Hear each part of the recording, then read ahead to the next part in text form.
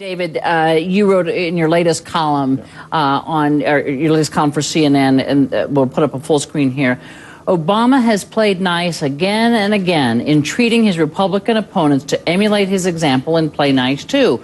Why don't the Democrats rebel? Presumably, they elected Obama to stand up for their shared principles, but he's not standing up. He's rolling over or being rolled.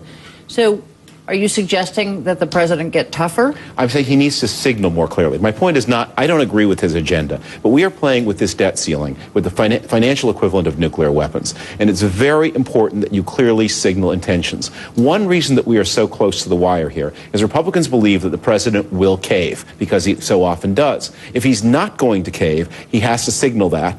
Because nothing is more dangerous than suggesting you're going to cave, inviting people to push you, and then at the last minute, when you're at the edge of the cliff, turning around and say, now I'm ready to fight. And at that point, there's so much momentum, over we all go. Well, and in fact, Roland, I mean, and yes, I want you to comment on that, but the fact is that even Democrats were afraid he was going to cave when he got involved in the debt ceiling. Right. They're still afraid he's going to do that. Why hasn't he pushed Republicans harder? Because, first of all, they base it upon what we saw when it came to the tax increases, where you get the compromise in December.